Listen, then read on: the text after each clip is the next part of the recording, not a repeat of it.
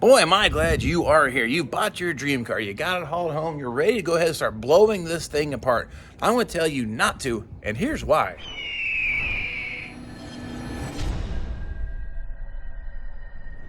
Now listen to me, hear me out on this. Now, of course, you finally acquired your car. You're ready to start restoring it. That was the plan, right? Or so you thought you had a plan. That's what's going inside your head.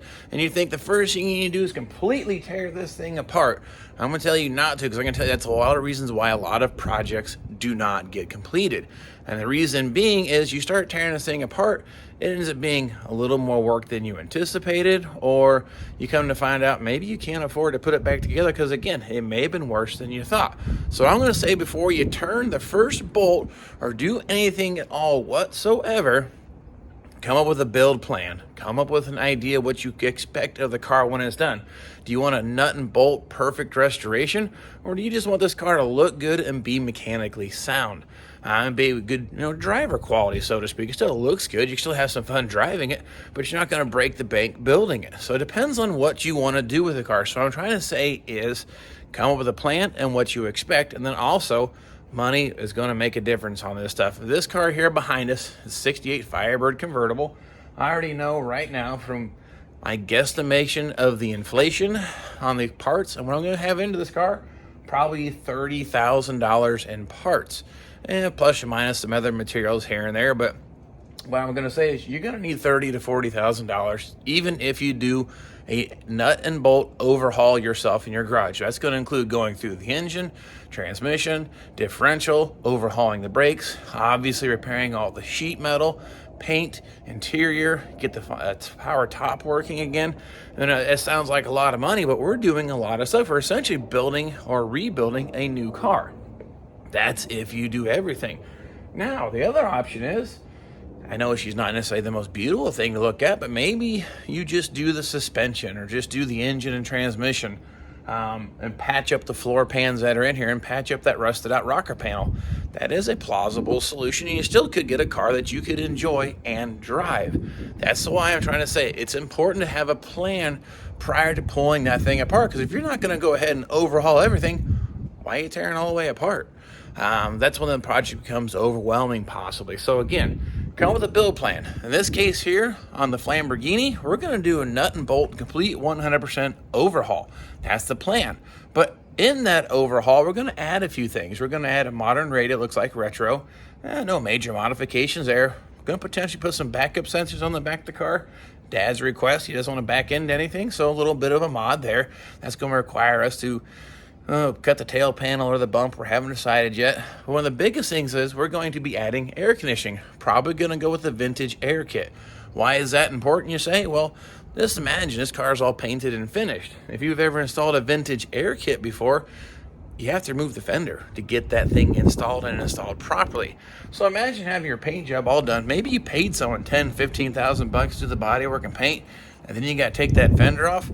Boy, I don't know about you, that sure makes me nervous, possibly damaging that paint, because paint ain't cheap. I keep saying that. Hopefully maybe you understand why I say that.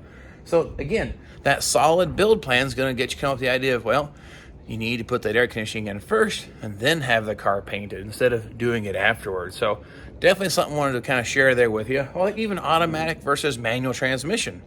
The pedal assemblies aren't so hard to change out, but the hole in the floor pan is technically different between the two transmissions. So imagine you got the thing all done and painted. Maybe you undercoated it, made it look really pretty underneath. Then you got to cut the hole, re-weld it, damage your undercoating. Again, that's loss of time and money and could destroy the motivation for your project. So now you've got your build plan. I would encourage you to write it down, draw it out, and then you can add and subtract or modify that build plan. It's not set in stone. It's your car. You do whatever you want. But I think you need to have a good, solid direction where you're going to go. Like this car here. We're going to go, like I said, relatively back to stock, no major mods. So that means underneath that hood, it's going to be a Pontiac 350. We have actually acquired a 1968 Pontiac 350 that came out of a Firebird. So fantastic engine to put back under the hood. So now we know what kind of engine, we know what we're going to do, we know what kind of engine mounts, how we're going to put that back under the hood. Transmission, probably going to leave the turbo 350 that's in there. Again, that wasn't original to the car, but we have it, and we know it's a good transmission, or will be a good transmission once we're done doctoring it up. So now, after that, you've got your solid build plan. You know which way you're going to row your boat, so to speak. We know what we expect in the end, and at that point, still not necessarily ready to tear it apart. This car here, I haven't done anything to it besides haul it home. It is full of dirt, rust, crust, and just nasty stuff. Now, someone's already partially torn this thing apart at some point, but it's torn apart enough that I can do a solid visual inspection, get a really good idea, since we're going to do a complete overhaul, what sheet metal pieces I'm going to need for this car. I would then get a pen and paper, make a list. I need a floor pan, I need a rocker panel, I need frame rails, I need fender wells, inner and outer, I need full quarters, I need trunk floor, tail panel, inner, outer. You get the idea. Make a list of all those parts. And then I'd encourage you to go ahead and represent yourself some sticker shock. Put that in the computer. Contact, like I've used Ames, I use Jags, I use Summit, Classic Industries, and I will type those list of parts all in their basically order sheet and see how much it's going to cost me. You'll be surprised the difference between companies, especially when it comes to shipping. So if you can, I just a little bit of an advice, try to bulk ship all that stuff that you can in one big order. I know it makes for a bit of a mess, but you may save $700 or $800 or $1,000 in shipping alone if you can plan just a little bit of ahead, and then that gets you more money to keep you moving and not lose motivation on your project. All right, so now you successfully completed your build plan. You got it all written out. You know what the car is going to look like, maybe in your head. I'm not no good at drawing no pictures, so I can't necessarily draw it out. It doesn't look great, but I know what I want it to look like. I got a plan. I got it written out.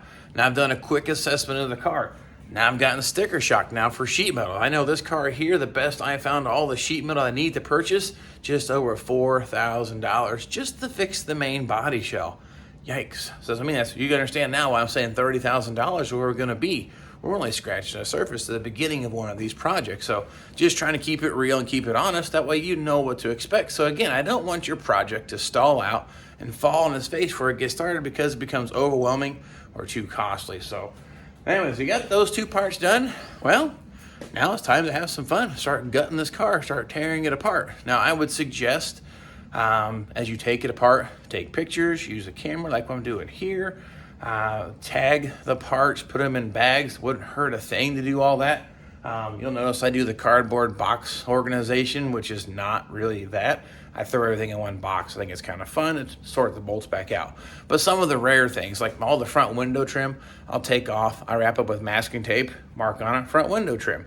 Now let's say the console is still in this car in good shape. Those have special screws and some special hardware that holds it in.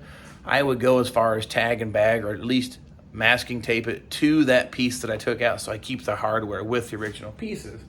But now we've got those things squared away, I say go ahead and start tearing apart. And if you're going to do a complete nut and bolt restoration, rip it all apart. Tear it completely 100% to pieces. Now, if you're just going to patch up what's in there, no reason to take all this sheet metal off the car. Now you can take some things apart and clean it up, but I wouldn't get too carried away. Well, thank you for hearing me out on that. I just wanted to share that with you before you start doing. I know that sounds kind of obvious, but sometimes we just get real excited to tear into these things and get in maybe over our heads a little bit. So a little planning will definitely reduce some of those stresses and some of the headaches. So nonetheless, thank you for following me on this here. Now it's time to start tearing the Lamborghini apart so we can make it look like the old Transmirado over there. That car was actually in worse shape than this one. So I wish I was doing YouTube when I built that car, but I am now. So you're going to be able to see this one come back together. So do not forget to subscribe, share, and like. And I appreciate you following me on the journey of these old birds. And I'll definitely get the camera, and we'll catch you all next time.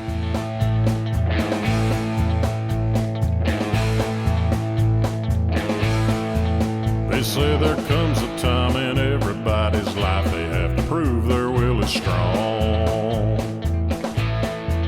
Just like this man from Indiana.